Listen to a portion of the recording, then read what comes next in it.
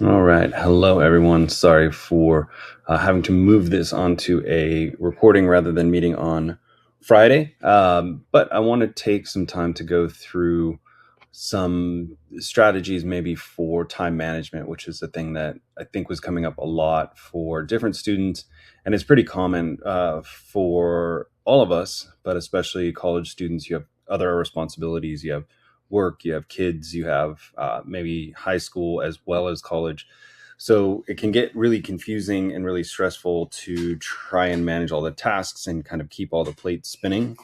So what I'm going to do is talk through a couple of options, like online trackers.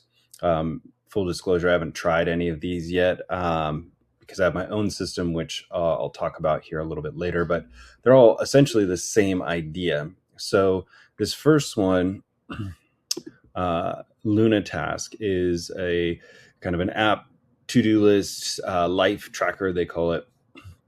So there are a lot of different ways to do this. And for some of us, it can be really helpful to have a kind of working to-do list as well as a way to track what's actually been done. So this one, is lists and things like that and calendars. So you can kind of block things off and organize things. And this let me go down, this idea of blocking off time is one that I often recommend to students. The main one being treat your homework like you would a job or other responsibility. So find a consistent time where you can do it and block it out on a calendar, and then tell your friends and your family and coworkers, whatnot, that is your study time, and try and keep it consistent. Same time, same days, that type of thing can be a great way to go about this. Here you can see that they have things color coded that can also be helpful, especially if you have ADD or ADHD, and kind of having that visual reference can be helpful.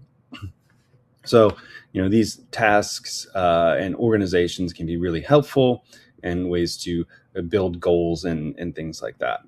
So let me go ahead and switch to a different one.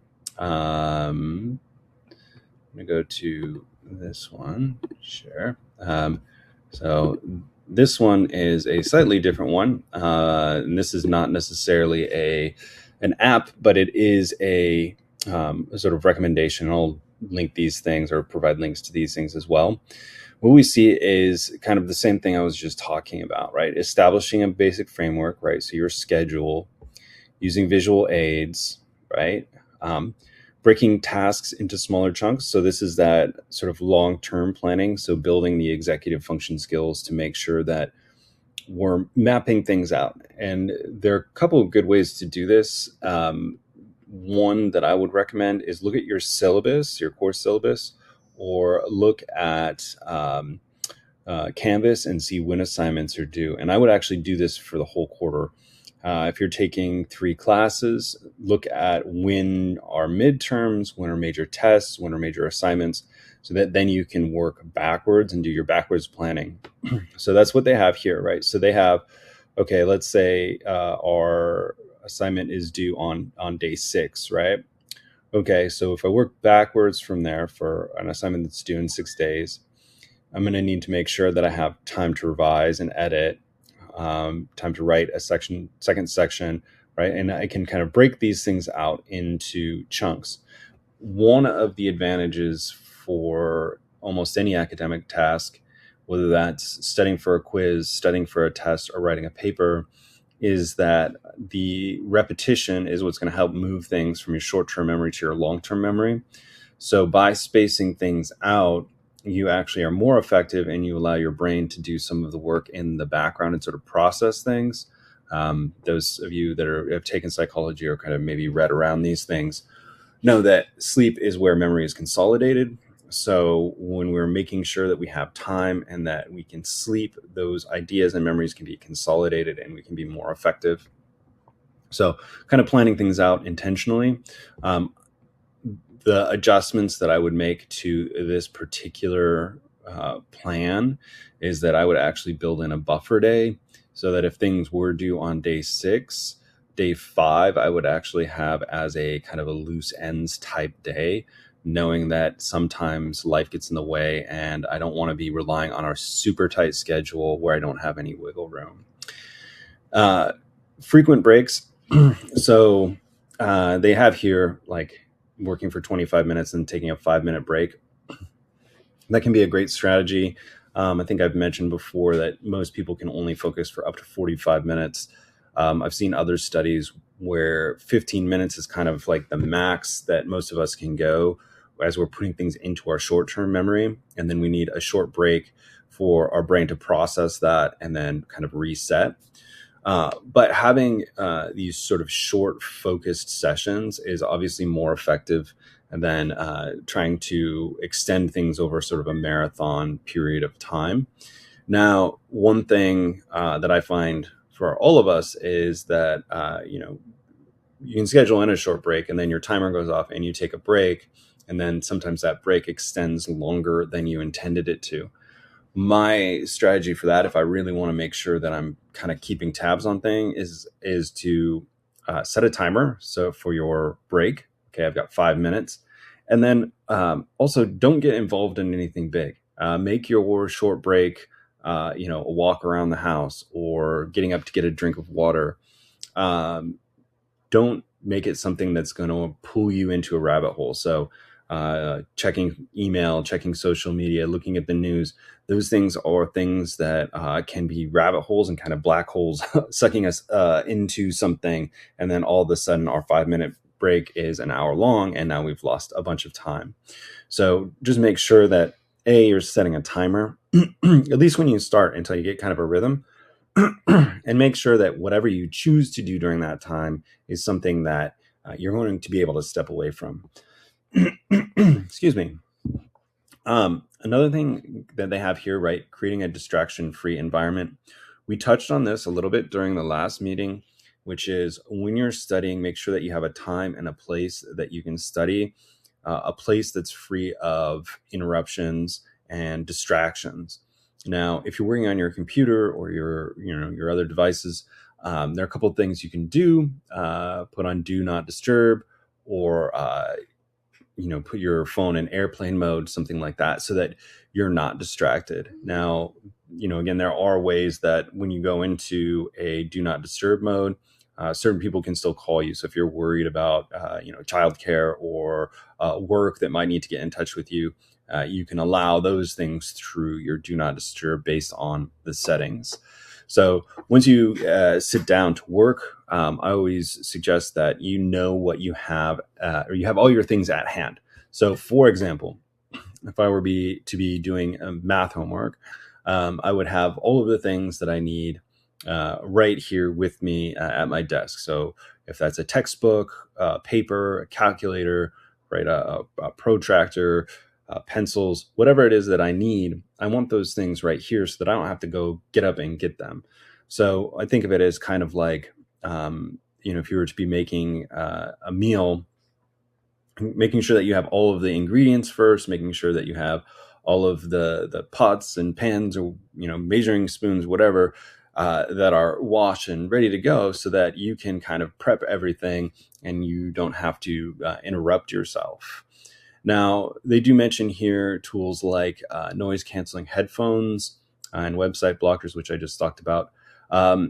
Headphones are good. There is a lot of research that has been done on music while studying. Some of you may be familiar with the Mozart effect, that theoretically listening to classical music or Mozart while studying can boost your efficacy, your efficiency while studying.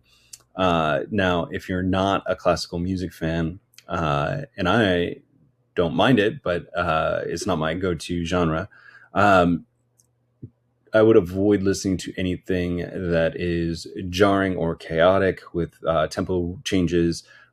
Things with lyrics often should be avoided because then your brain is sort of trying to multitask, and as human beings, we're not designed to multitask. So, white noise is good. That can be really helpful.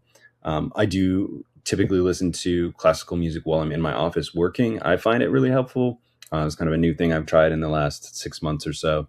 And I just have a playlist. And I find that part of having that playlist is that it's kind of like a trigger to, okay, now I'm doing work, because that's the only time I listen to that music. Physical activity, again, is kind of in that same place as keeping your body, comfortable, right? So physical activity, snacks, healthy snacks, right? Sleep, all of those things. And then reminders and alarms, and then, kind of the basics. And this is specifically for people with ADHD. But what I find is that anything that's going to work for a student with ADHD is generally going to work for somebody who doesn't have it, just because it's all about structure. So let me look at one other thing here. I thought I had one other. Let me go back here. And then I'll cut this a little bit short, and then is that one? Okay, that's it. So just another sort of app online, and then you can look at and try these out. Again, I have not tried any of these, so wow, what happened there? So let's see, stop that one. And stop that one. Okay, there we go. Now we look like we're back in business. Okay. So, choose one, try it out. There are a ton of these. Honestly, I would not choose anything that you have to pay for. Kind of silly to do so, in my opinion, because there are so many free apps. Now, I mentioned before that these are all great. I don't use them. It's not for any particular reason other than that I have a different system that I use. So let me go ahead and stop sharing and see if I can just share. I don't know how to do that. What I have is kind of a series of systems. So I like to keep a to-do list just on my phone and on my computer. So it's on the desktop of my computer and links to my phone. So that's anything that I know I need to do, like making this video, right? A little reminder, make video for Honors 101. And then calendar with big upcoming events. Now, that is helpful as a reminder, but I also tend to prefer paper calendars. So I have my little old-fashioned, paper calendar that works for me, especially for planning out things like, things that my daughters have to do, like going to piano or guitar or school events, as well as things that I need to do, department meetings, other obligations. So having those and kind of having multiple ways to do this, sort of redundancies. And then the other thing that I find really helpful is actually right above my desk, so right above where the screen is here, I have a little blackboard where I can write things. So I can put a little sticky note up on there, or I can write on the blackboard things that I need to remember, things that I need to do. And I just break it down into kind of immediate things I need to do, things for work and things for home. And that way, as I'm working, I look up and I see those things and I can cross them off as I go. Now, the last tip I'll leave you with before I break this video and then I'll do a short video on kind of public speaking stuff is a habit that I think I gathered from Cal Newport, who I mentioned last week. Cal Newport, CalNewport, Cal Newport has a blog with a lot of productivity recommendations and things like that. But one thing that he recommends, which I really like, is as you're working and you think of something that you have to do, your brain wanders for a second. Oh, I need to do laundry. Write that on a piece of paper. So I typically will keep a little notebook or a piece of paper nearby, and I will just write that thing down, or I'll write it on my blackboard. And then I can free up my brain and I can go right back to what I was working on. So I hope that helps. A big part of this is figuring out what strategies work for you. And I think really planning, timing, even sort of triaging assignments, if you're kind of stuck and you're really busy, taking some time to plan out what you're going to work on. And that can begin with, looking at your assignment list and what assignments are the most important, which ones are going to be the most time consuming, and then making sure that you put those tasks first. Or conversely, if there's a task you know is only going to take you 2 minutes, you might as well do it and get it out of the way. Then you don't have to worry about it. The last thing that I'll leave you with is really taking time to plan out what you're going to work on during your study session. So, if it's Tuesday, I've got some work time. Tuesday, I'm going to focus on my chemistry class because that is a class that's really giving me trouble. I want to make sure that I review my lab notes, and I would be specific. What are you going to do?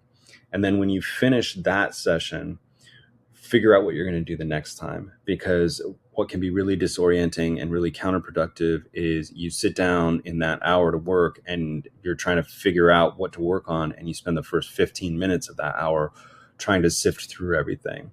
If you do that planning ahead of time, even the night before, tomorrow I'm going to work on X, Y, and Z, and keep it kind of limited to specific manageable tasks, I think you're going to set yourself up for success. So there you go. I hope that helps. If you have questions, comments, concerns, jokes, memes, or recipes, let me know. Otherwise, I'll talk to you all later.